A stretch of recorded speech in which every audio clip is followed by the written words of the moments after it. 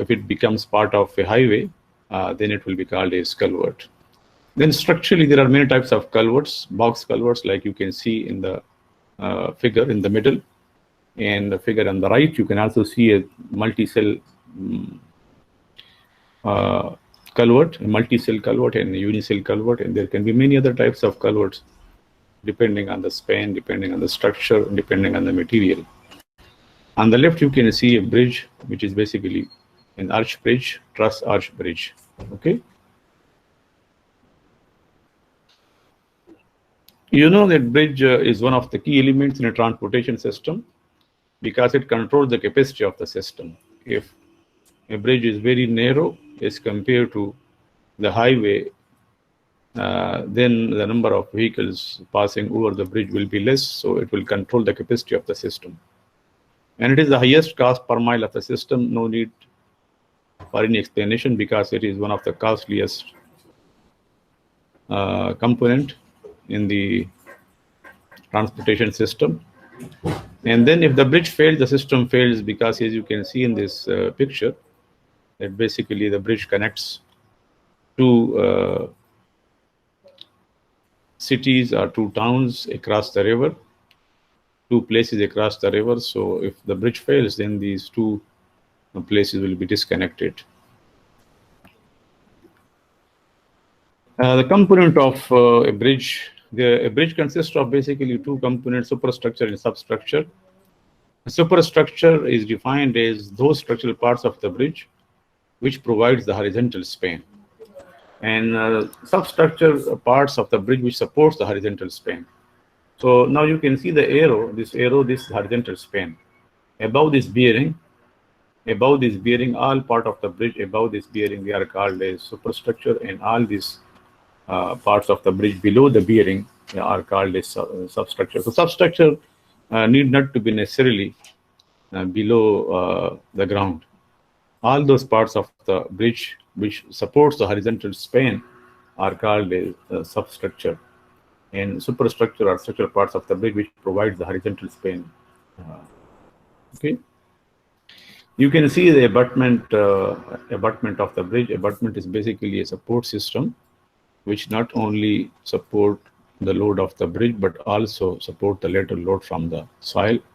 This is called an abutment. Usually this is a type of one of the types of retaining walls, but that retaining walls, the typical retaining wall only support the lateral load pressure from the soil, but this type of retaining wall would not only support lateral load from the soil but will also support the gravity load of the bridge coming from the dead load as well as from the live load or vehicular load.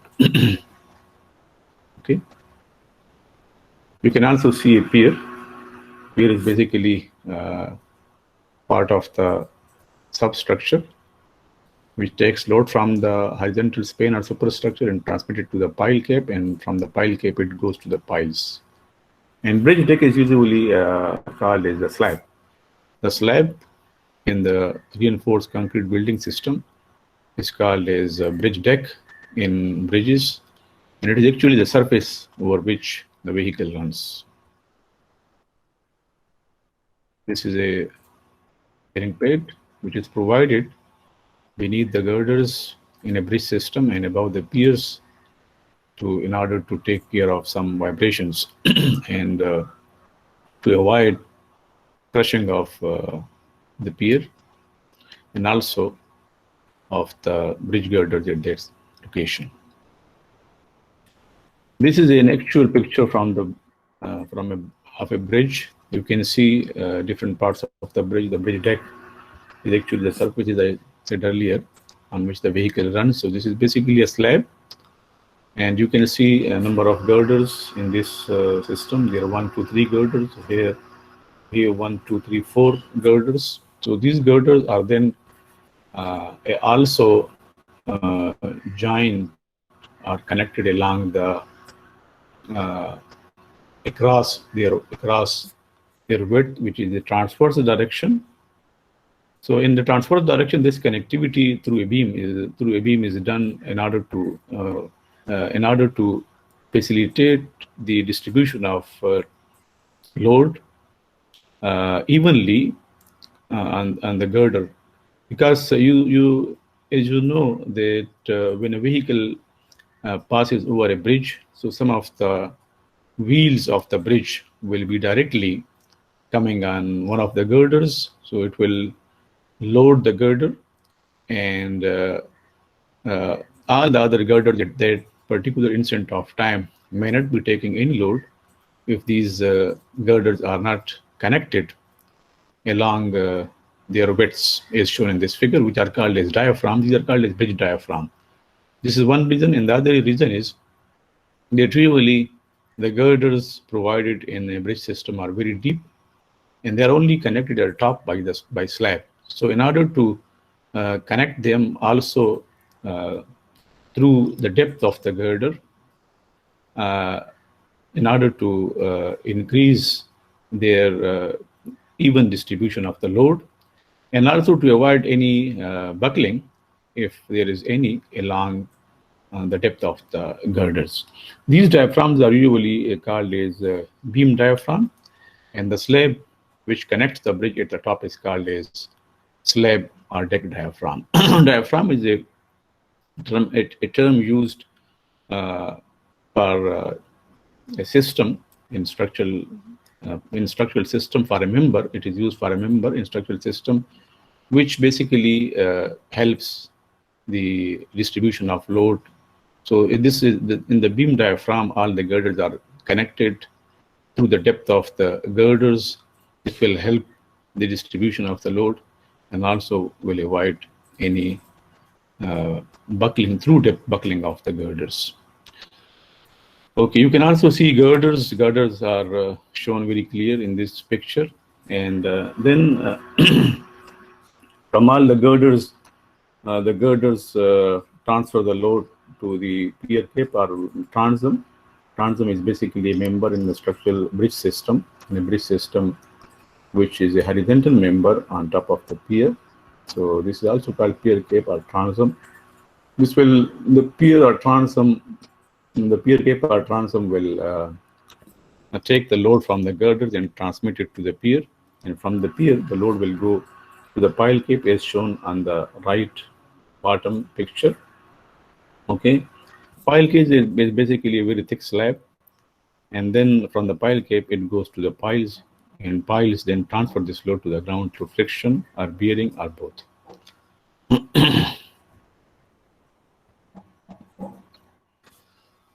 Types of bridges. Bridges can be classified according to material, such as concrete bridges, steel bridges, or wooden bridges. According to the usage, like pedestrian, only used for pedestrian purpose, highway or railroad. Highway is for vehicles,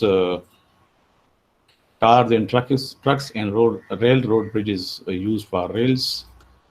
Then according to the spans, also the bridges can be classified as short, medium, or long span bridges.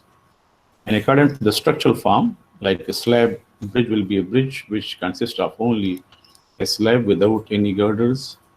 Then a girder bridge will have girders, a truss bridge, arch bridge, suspension bridge, cable stayed bridges. So many types of bridges according to the different criteria are possible. However, the AASHTO is divided. AASHTO is a code used for bridge design. They have divided classified bridges into three main types, depending on the main structural elements related to the surface on which the user travels. So if main structure on which the vehicle travels is below the deck line, main structure is below the deck line, then it will be called as another one type of system. If main structure is above the deck line, it will be called a different type of bridge, and main structure coinciding with the deck line will be called different types. So basically, the bridges have been divided into three types according to the location of the main structural elements related to the surface on which the user travels. Masonry arches, because the main the surface on which the vehicle runs is now, in this case, the deck system, and the deck is basically above the main structural system which supports the deck. So when the main structural system which supports the deck is below the deck, that are called as arch bridges, truss arch bridges, masonry arch bridges, concrete arch, steel truss arch, and steel duct truss. So all types of truss bridges basically fall in this category, because in arches, the arches are provided below the deck. So as you have seen in the previous slide, that if main structure is below the deck line, main structure is this arch, which supports the surface on which the user travels. So when main structure is below the deck line, these are the truss arch bridges, and then whatever trusses are there available, whether they are of concrete, masonry, or any other system, combination of these, they will fall in this category. These are concrete arch bridges and steel truss arch bridges, also falling in this category of bridges. Okay, something about this kind of bridges. You know that with arch shape, gravity loads are transmitted to the supports primarily by axial compressive forces. And at the supports, we have both vertical and horizontal reactions, which must be resisted, and there must be a mechanism at the end of the arches in order to resist these forces. Salient features of arch type bridge. The arch form is intended to reduce bending moments in the superstructure. You know this very well. And the most suitable site for this form of structure is a valley with the arch foundation located on dry rock slopes, which make this an ideal site for arch bridges. And the conventional curved arch rib may have high fabrication and erection cost, although these may be controlled by skilled labor. This is one of the disadvantages, that the conventional arch curved arch bridge will require high fabrication and erection cost. The classic arch form tends to favor concrete as a construction material because concrete is good in compression but weak in tension, and since in most of the arches, in most of the arch forms, concrete will be subjected to compression. So concrete is a favorable material for arch bridges. When main structure is above the deck line, all types of suspension bridges fall in this category. Suspension bridges, and then we have cable stayed bridges and through truss bridges. These are three types of bridges which are included in this category. The suspension bridge is shown in this figure on the left and as well as on the right. Suspension bridge, as you know, or as you might know, it consists of a deck, and the deck is connected through hangers or stringers, and then the stringers are further connected to cables, and cables run through towers, and then they are anchored on both ends to some anchor block. So these are main components of a suspension cable bridge. The suspension cable bridge is very light, and they are very sensitive to aerodynamics. Therefore, they are sometimes provided with stiffener girders on both sides. As you can see, the stiffeners on the right in a close view of this bridge. And also sometimes these decks are tied to the anchor block on both sides of the bridge, as you might have seen in some of the suspension bridges in our hilly northern areas. In order to prevent movement of the bridge in wind, and also some horizontal movements when a vehicle crosses over a bridge,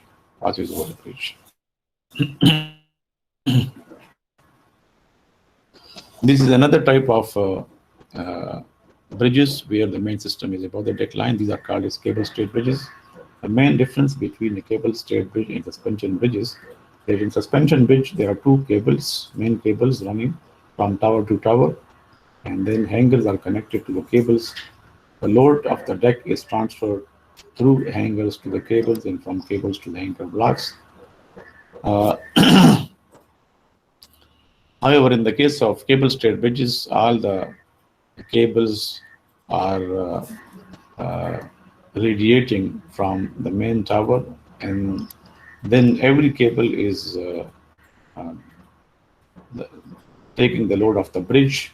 All cables are tied to the bridge or connected to the bridge, and every cable is taking the load of the bridge and transmitting its part of the load to the tower in this manner. Another type of cable straight bridge is also shown on the right, where the cables are not radiating with different length, but the same length of the cables are radiating from the tower, and they are taking the load of the bridge. Okay, and this load is then transmitted to the anchor, to the tower. Okay, so in this case, the cables are directly connected to the tower in the bridge, and the load is directly taken by every cable, and every cable transmits this load to the tower, and in turn the tower transmits this load to the pier, and the pier, from the pier it goes down to the ground. This is another type of bridge where the main structure is above the deck line. These are called as through truss bridges. You can see that the trusses are provided above the deck, okay, on both sides of the bridge. On side of the bridge, you can see this is a continuous through truss bridge, and this is a simply supported through truss bridges, through truss bridge. The important features of suspension bridges. In a suspension bridge, the flexible cables of a suspension bridge are shaped and supported to transfer major loads to the towers and encouraged by direct tension. The deck is hung from the cable by hangers constructed of high-strength wire ropes and tension. This use of high-strength steel and tension leads to an economical structure. The main cable is stiffened either by a pair of stiffening trusses or by a system of girders at deck level. And this stiffening system serves to control aerodynamic movements and limit local angle changes in the deck. Because these are very lightweight bridges, they are very sensitive to horizontal movements. They must be stiffened to prevent these horizontal movements or to minimize horizontal movement. Cable straight bridges. As compared to suspension bridges, the cables are straight rather than curved. As a result, the stiffness is greater, and aerodynamic instability has not been found to be a problem in cable straight bridges. Through truss bridges. A through truss bridge has two main structural advantages. The primary member forces are axial loads because they are part of the truss. And the open web system permits the use of a greater overall depth due to lesser dead load than for an equivalent solid web girder.